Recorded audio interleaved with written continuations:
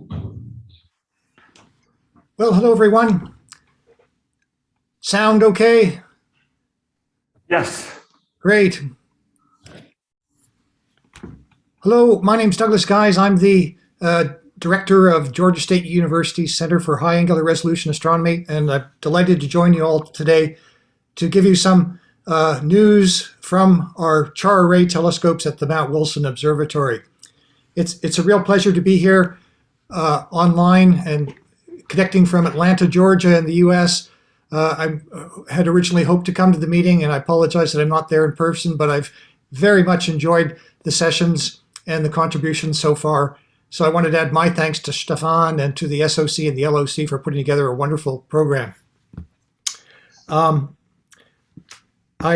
would like to talk a little bit today about the array, and particularly with some emphasis on the people who make it work, and then remind you about the beam combiners, introduce a project that we're underway right now of adding a seventh telescope, which will be a mobile telescope to the array, and then finally just say a few words about the big Astro 2020 decadal survey that has just been published within the last short while.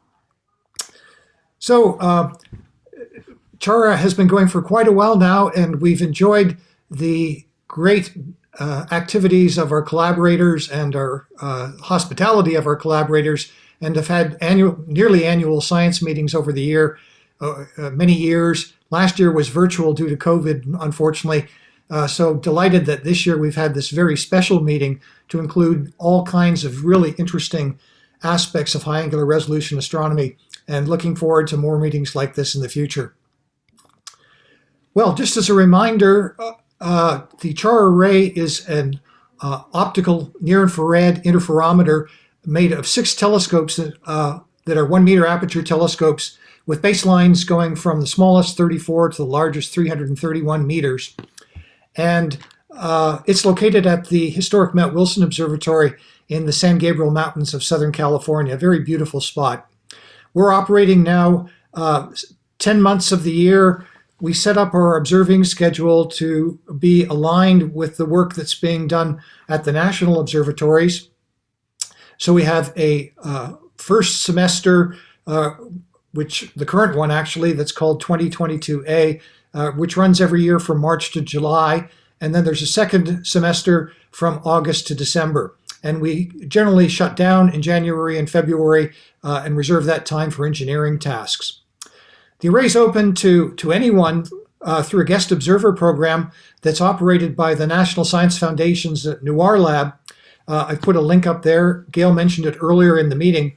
And this has been a great boon for us in bringing new ideas, new investigators to the array with a really exciting range of activities.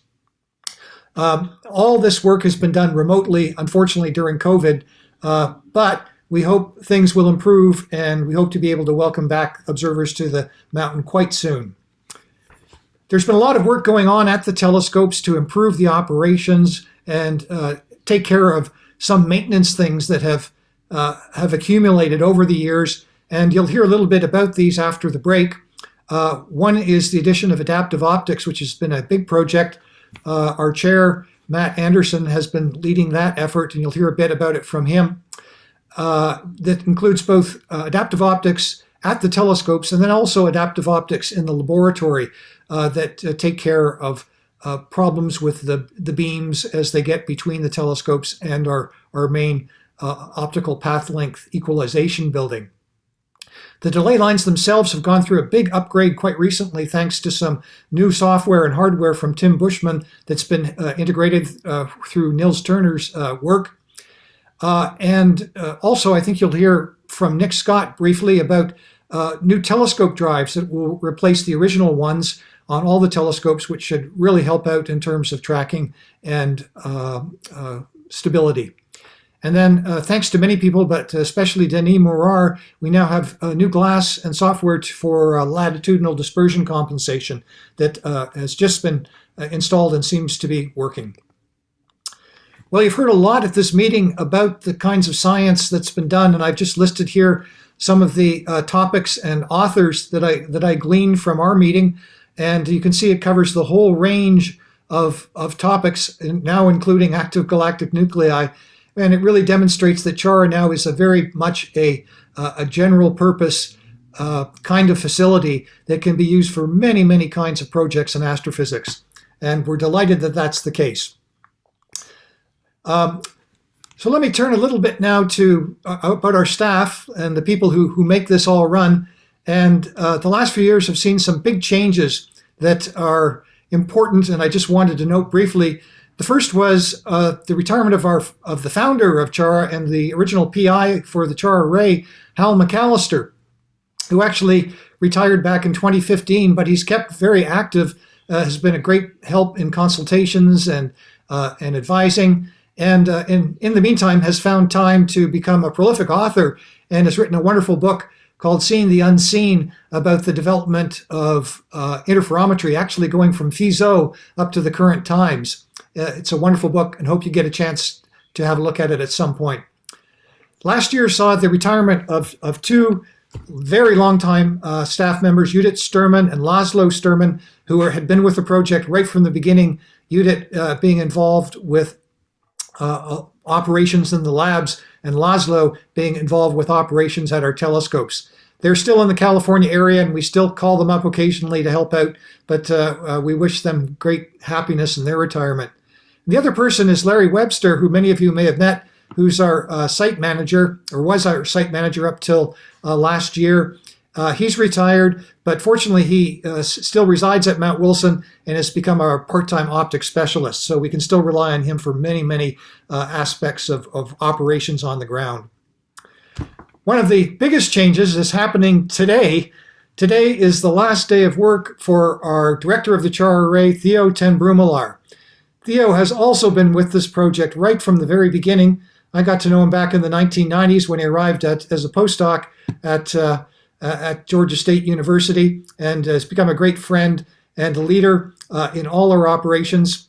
Theo will be moving to Sydney, Australia, and but fortunately we won't be losing him entirely. He'll be continuing to work remotely with us, and hopefully in person with us on occasion, on a bunch of projects that are still underway. So we're grateful to Theo for his leadership for so many years in so many ways, and that has really, through his leadership, has made this project really, really fun. So I'm pleased to say that the new director of the CHARA array is someone who's there with you today in Exeter. Gail Schaefer will be taking over as director of the CHARA array, and we're delighted to have her. She has been with the project since 2007 and has most recently worked as a visitor support scientist and as associate director of the array. This is our whole team out there. I hesitated to give you this org chart, but just to give you an idea, we've got about 16 people on site who make things happen. And with the turnovers last year, I'm really pleased to say we've been able to hire 3 new people who are exceptional contributors to the array. The first is Nick Scott, who's now our telescope systems scientist. Nick came from NASA Ames, where he'd been working on speckle cameras. The second is Narsi Anugu, who has had a long experience in work in interferometry and has had a huge contribution to the development of MERC-X, and so we're grateful that he's there now. And finally, Robert Ligon has joined us. Robert has a long experience in interferometry going back to the Keck interferometers, and he's been a great boon to our operations immediately. And as you'll hear from him after the break about some of the work going on that he's leading on our mobile telescope project. I just wanted to very, very briefly mention that we are operated through Georgia State University. It's a state university here in Atlanta. And one of my challenges is to make sure that the folks here in Atlanta know about what great science and activities are going on out in California. And this is a new challenge for us because we do have changes in administration, including now a change in our president at the university. So we hope that we'll be able to get these new administrators out to visit as COVID declines and people can start to travel again.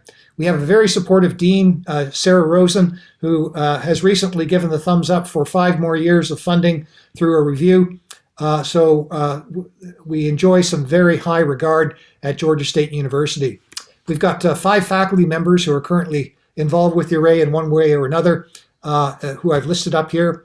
And we have a great cadre of graduate students at Georgia State who are actively involved with the array in various kinds of projects. And the 2 people I've underlined there are Matt Anderson, again, who just defended his dissertation, is now Dr. Matt Anderson, and also Arturo Martinez, another student who'd worked with Fabian Barone, who is now working at NASA Ames in speckled imaging kind of work. And I really want to mention the incredible contributions made by members of the CHARA collaboration around the world.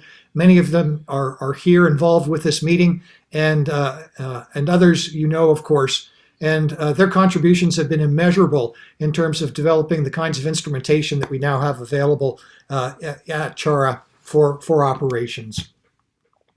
Well,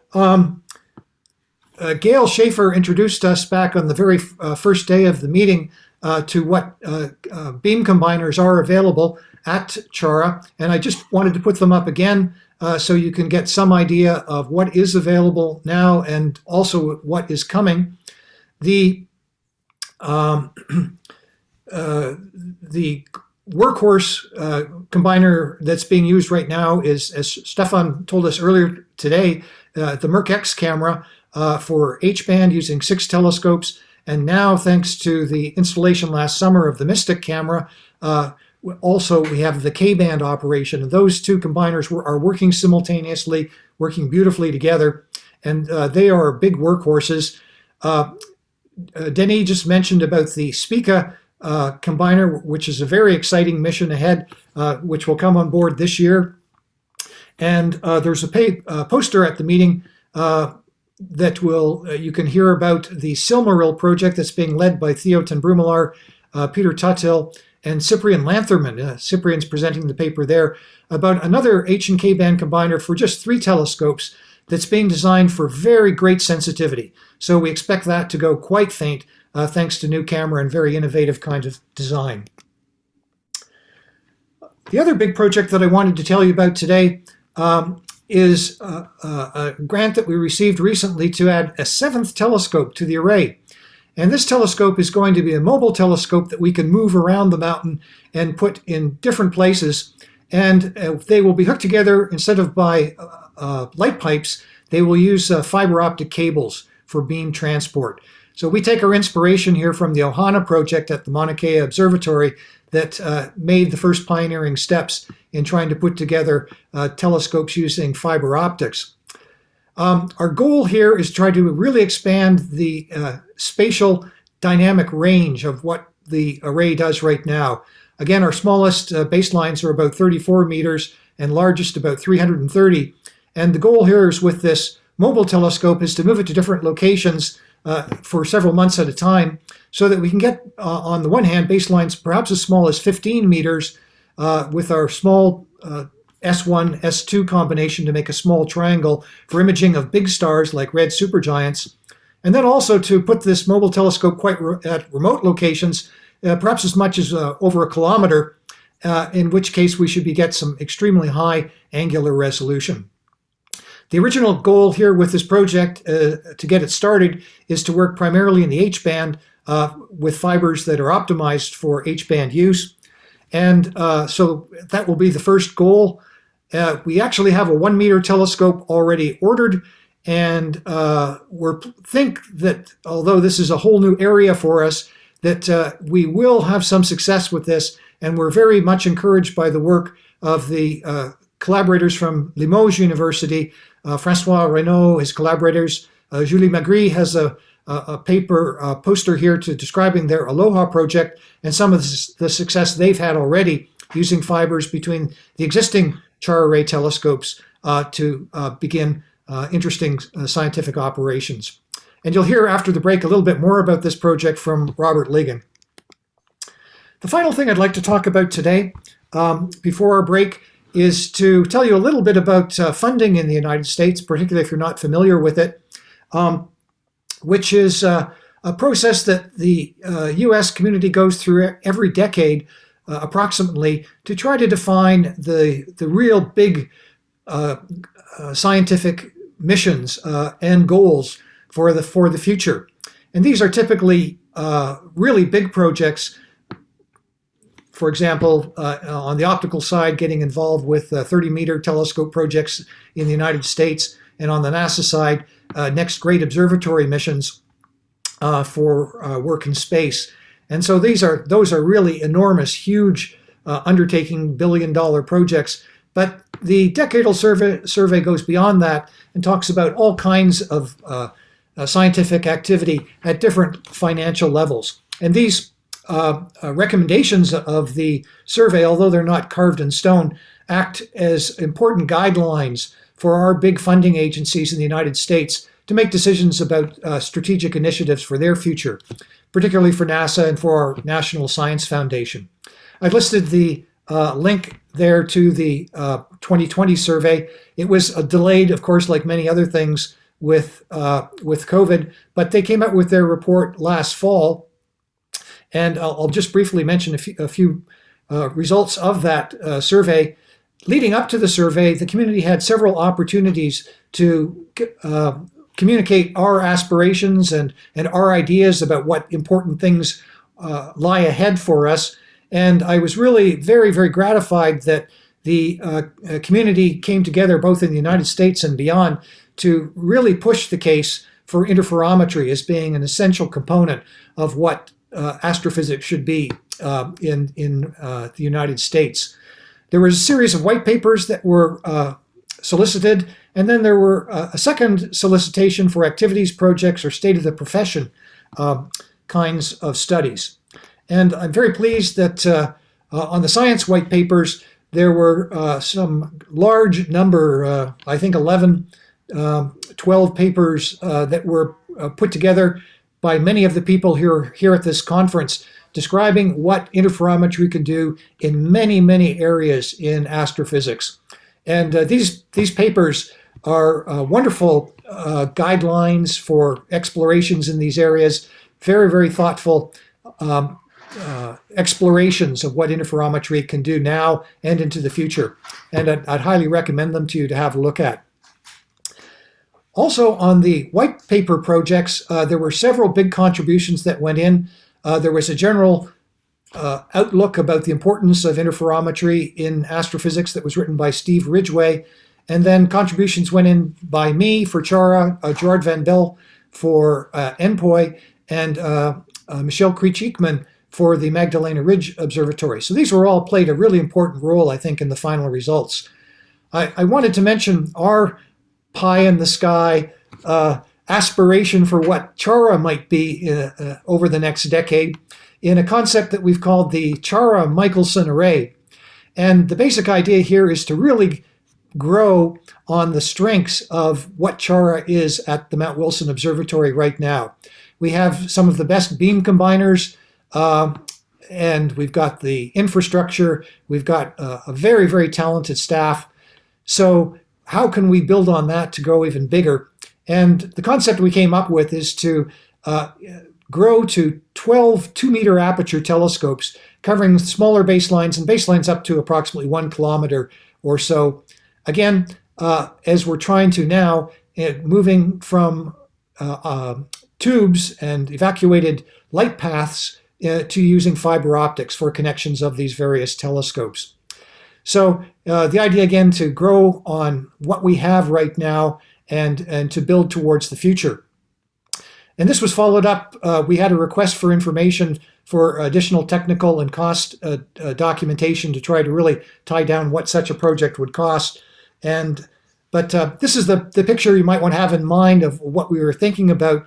This shows the topography of the Mount Wilson Observatory. Mount Wilson is pretty much up on a ridge in the San Gabriel Mountains, and so there are big fall-offs into valleys in almost all directions leading out from the observatory. But nevertheless, we found 12 locations, and actually several others, that, as well as our existing ones, that could really help us grow.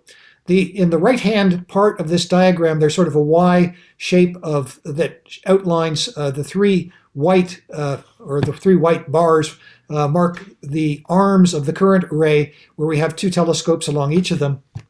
And And then these other little rectangles show these other locations that have been identified as possible locations for these 2-meter telescopes. And you can see we're really looking at a big expansion in terms of baseline, at least a factor of 3 and potentially even larger if possible. Well, we had, in my estimation, a very positive response to this work we put in to making the case to the community. And all these papers were read by the panel that was writing up the final report.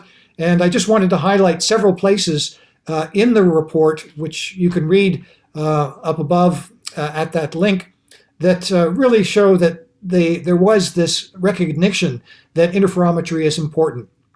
In particular, in the main report, there is a call there for the National Science Funding Mid-Scale Innovations Program to reach about $50 million US per year, and which is quite a significant increase.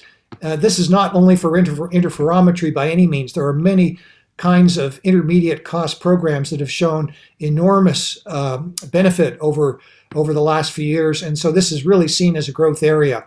But it's particularly helpful for us. For example, right now, CHARA's main operating grant is a $4.8 million grant that comes from this very program.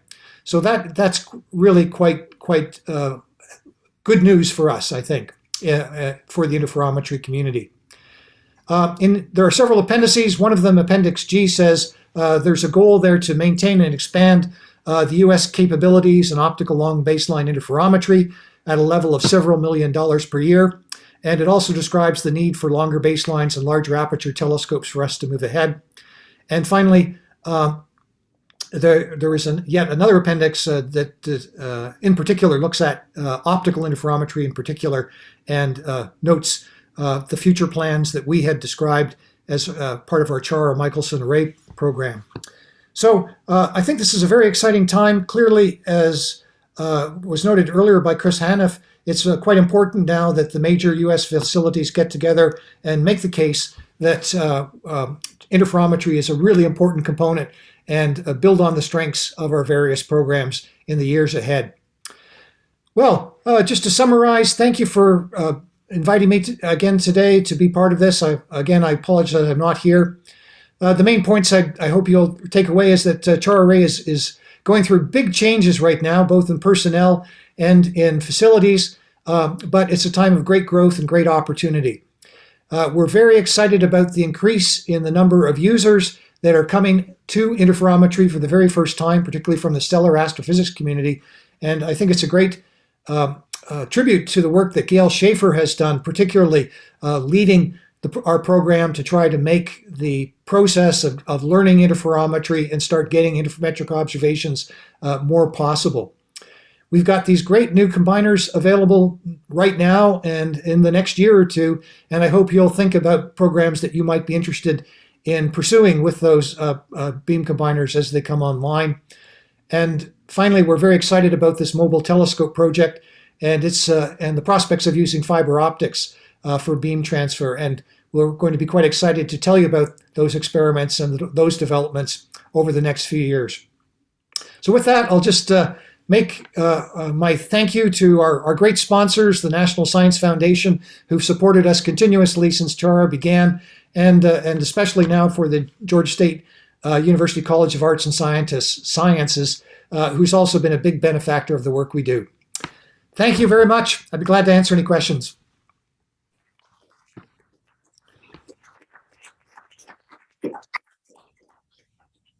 Thank you, Doug. Have any questions here in the hall? Any questions online?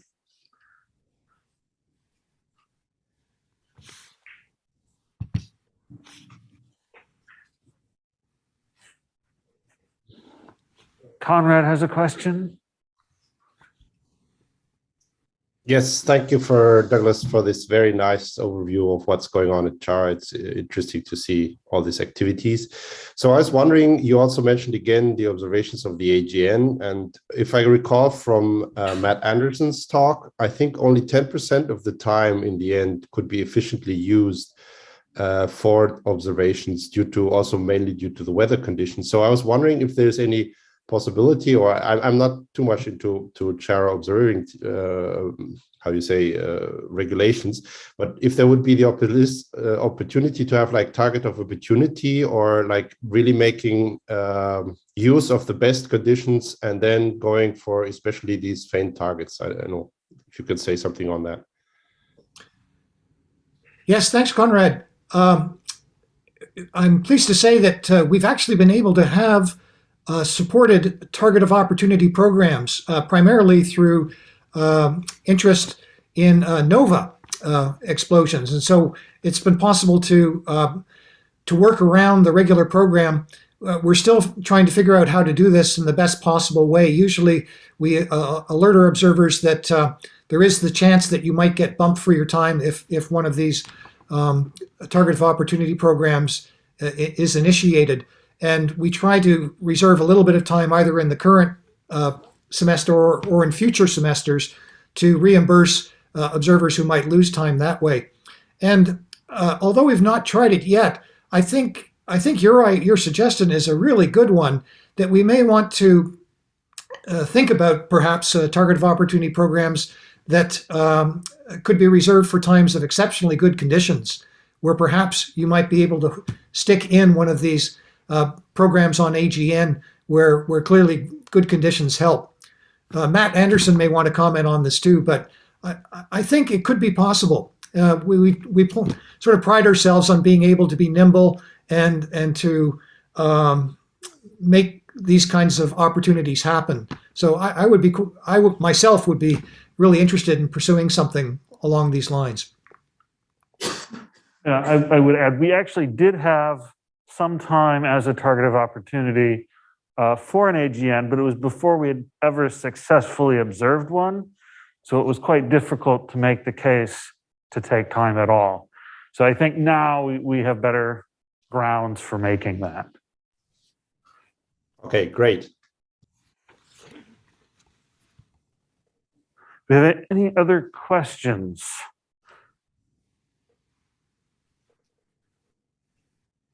Okay, I guess let's thank Doug again.